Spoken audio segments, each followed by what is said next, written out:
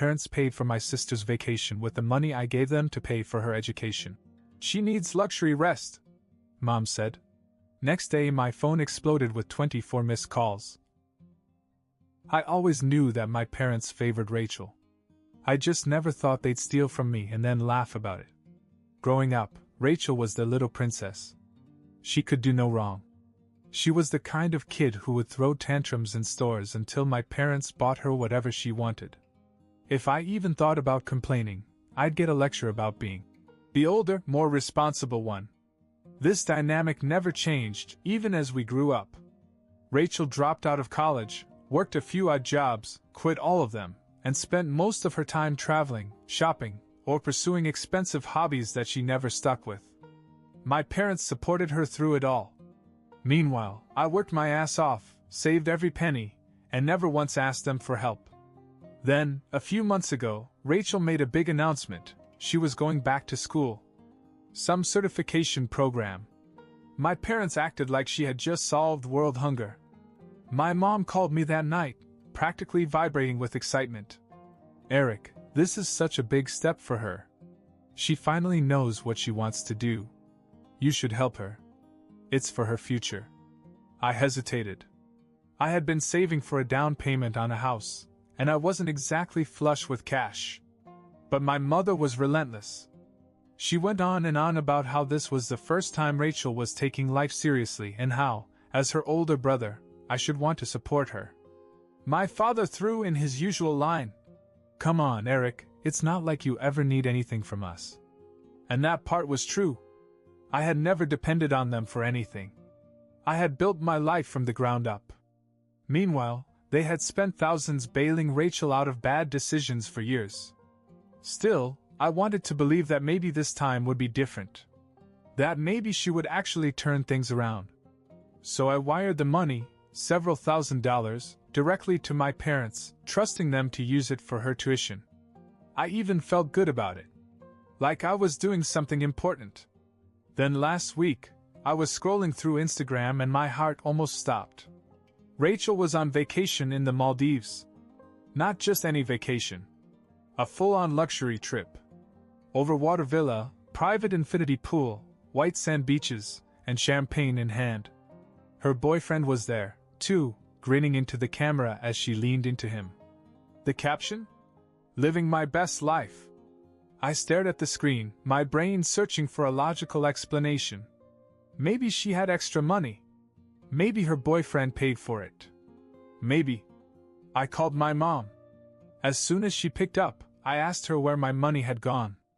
Oh, honey, don't be so dramatic, she said, as if I was being unreasonable. She needed it. She's been so stressed about school. A little vacation before she starts will do her good. I couldn't believe what I was hearing. You gave us the money to help Rachel, and this is helping her. She continued. She deserves nice things too, Eric. I was silent, trying to process how she could possibly justify this. And then, as if that wasn't enough, I heard my dad in the background. Eric is too nice. He never says no to us. Then they laughed. Like it was all a big joke. I hung up. I didn't trust myself to say another word. The next morning my phone was ringing off the hook. 24 missed calls from Rachel. I finally picked it up, and the second I did, she started yelling at me. Rachel was furious. You are such a selfish person. Why the hell are you causing me problems? I just sat there clutching my phone. You took the money I gave you for your tuition and spent it on a luxury vacation. She scoffed. Mom and Dad said you were overreacting. It's no big deal. You make good money. It's not like you need it back. Something inside me snapped. I worked for that money, Rachel. It wasn't free. And now you're in the Maldives sipping champagne while I'm here wondering how I was stupid enough to trust either of you. She groaned as if I was the one being difficult. Oh my God, Eric, get over yourself. I'm going to school. Vacation was just a mental reset. You don't understand how stressful things have been for me. I almost laughed. Stressful? She hadn't had a real job in years. So when exactly were you planning on paying for tuition? I asked. Silence. Then she muttered something to herself. What? A dramatic sigh. I was kind of hoping you'd cover that, too. Like, what's a couple thousand extra to you? I hung up. For the first time in my life, I was done. I sat there, seething. Then an idea hit me. I opened my laptop, went through my emails, and found the wire transfer receipt. I had wired the money from my bank directly to my parents. And since it was a large amount, I had marked it as educational expenses. For Rachel. I took a deep breath and called my bank. It took some explaining, but I finally got through to someone who told me what I already suspected. Because the payment was marked for tuition and misused, I could dispute the charge as fraud. It wasn't a guarantee, but it was worth a shot. I filed the dispute. Then my phone exploded. Not literally, but it could have. Calls. Texts. Notifications coming in so fast my screen kept lighting up. First, a voicemail from my mother. She screamed about how I had crossed a line and humiliated her. My dad's text was even better. Undo this now, Eric. Then Rachel. What did you do? Another a few minutes later. My card is declined. We're stuck in the Maldives. That's when I realized my dispute must have gone through faster than I thought. I smiled for the first time all day. And then my phone rang again. This time it was my aunt.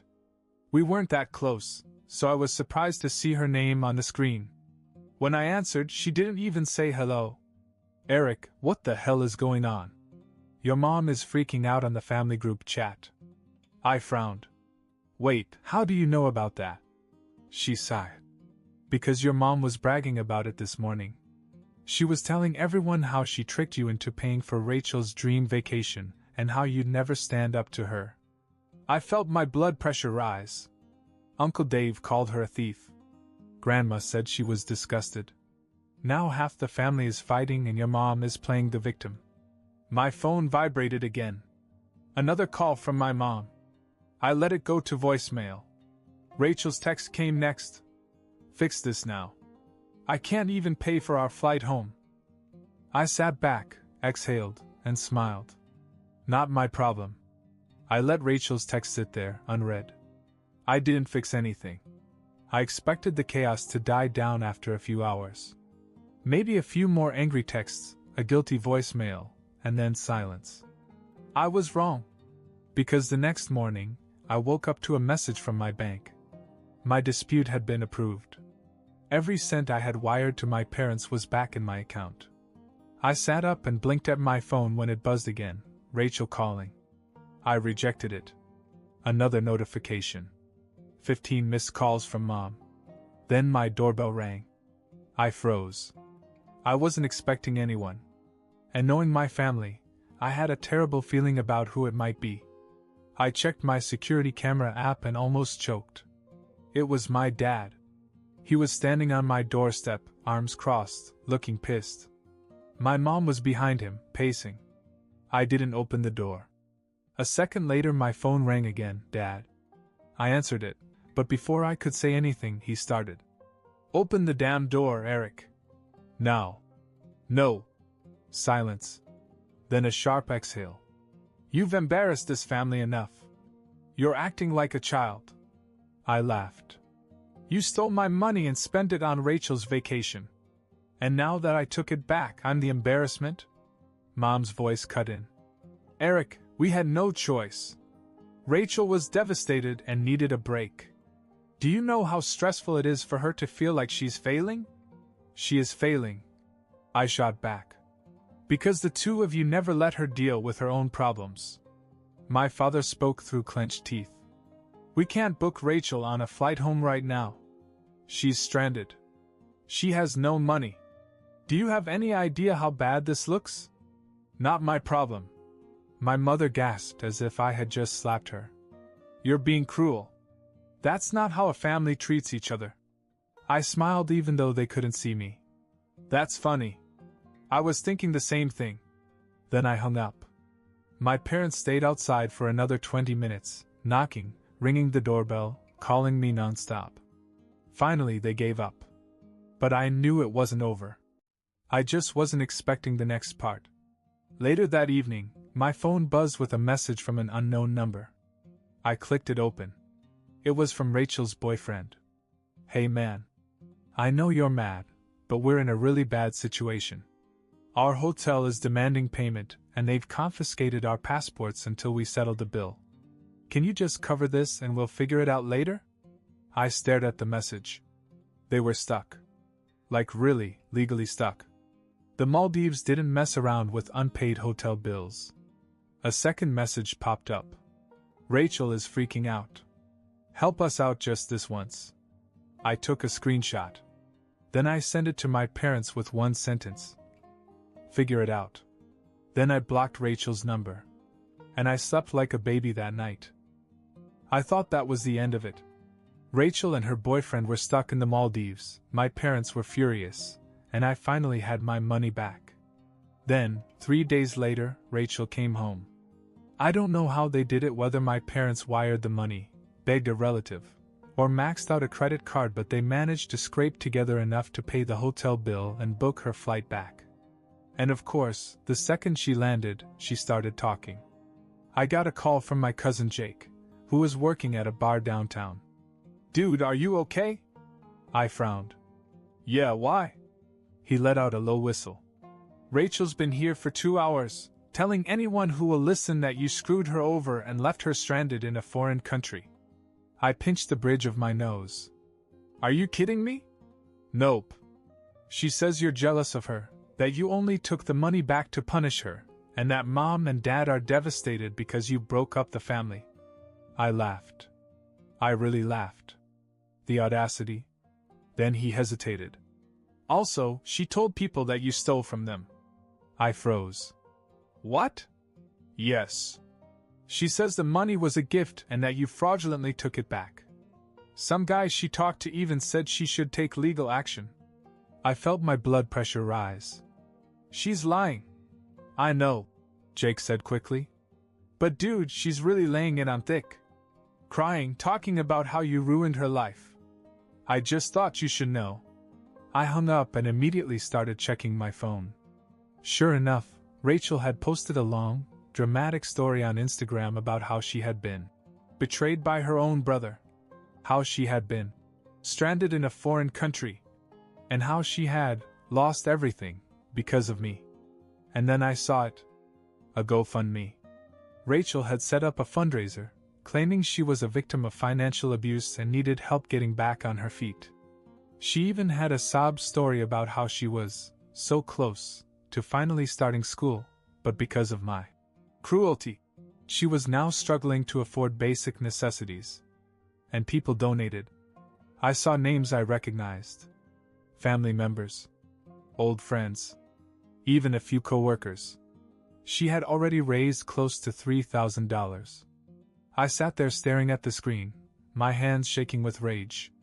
She wasn't just lying, she was profiting from it. This wasn't over. Not even close.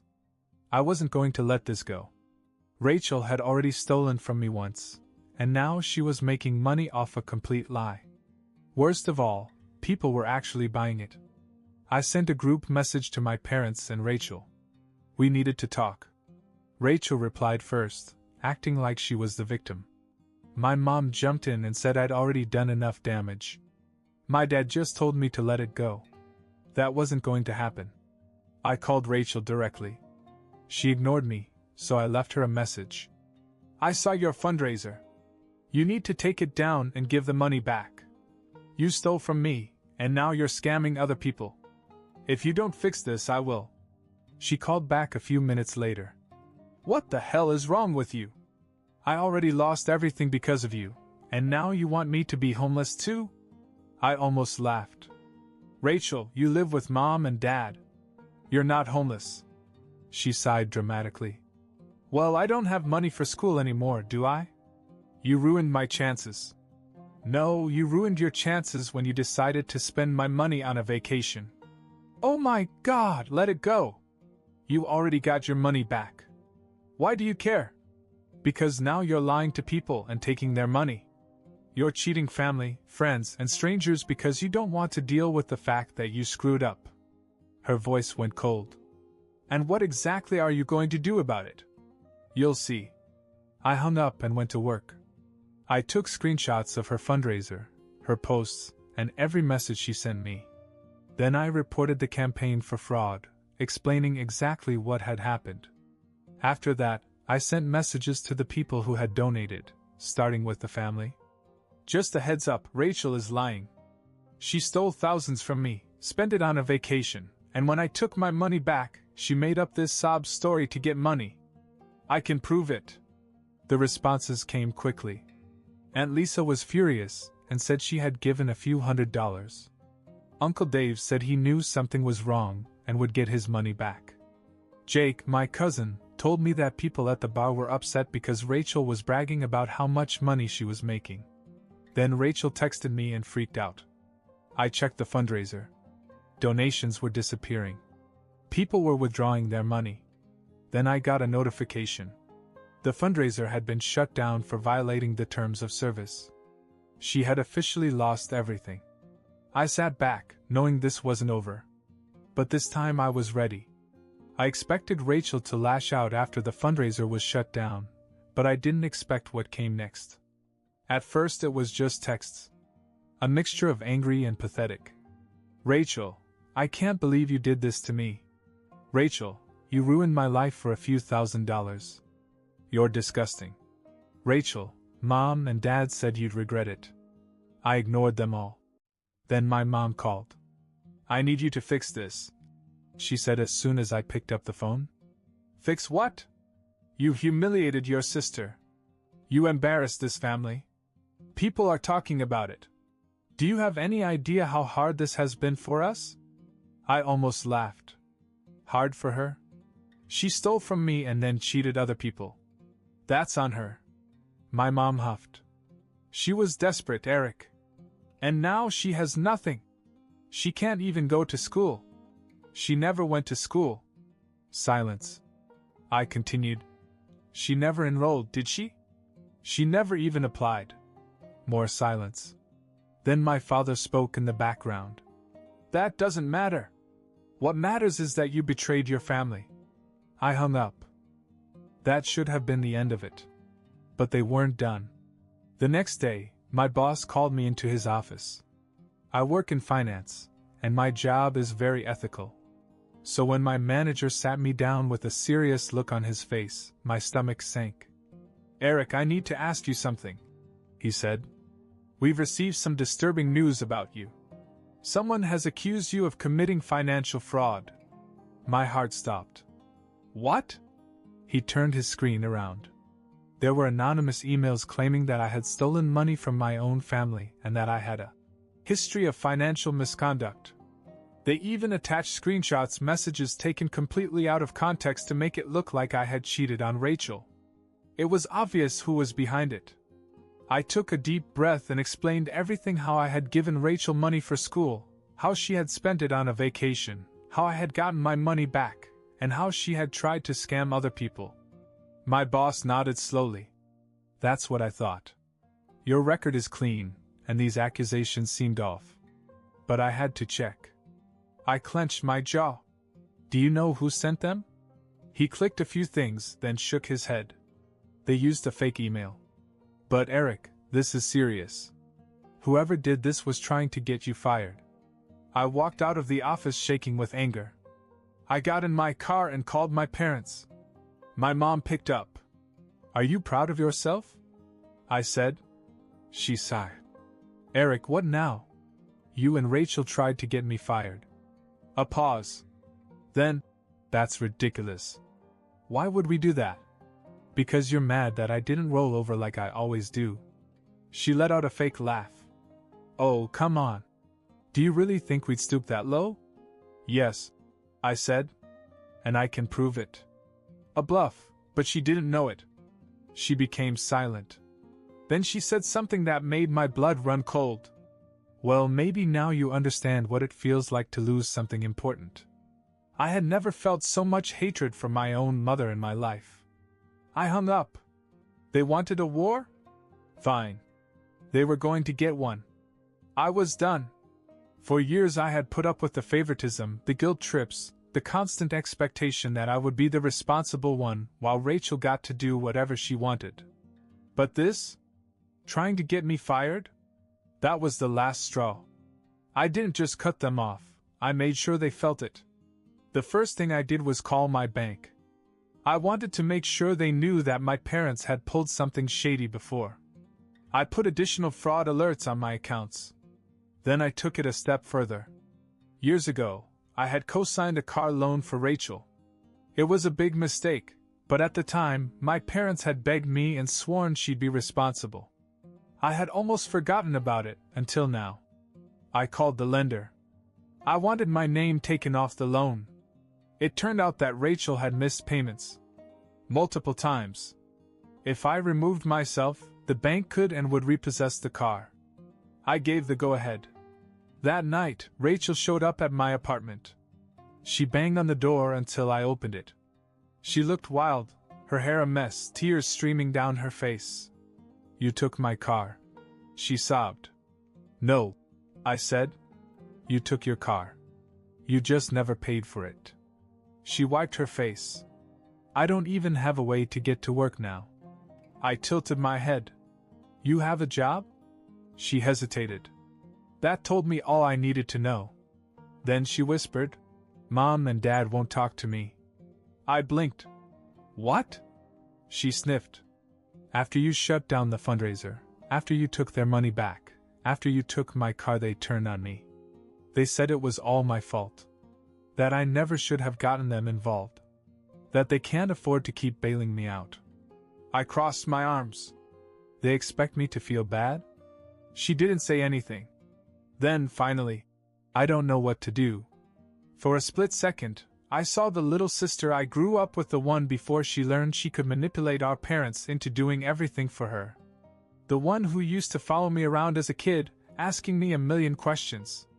The one I always hoped would grow up. But I couldn't fix her. I sighed. "Figure it out, Rachel.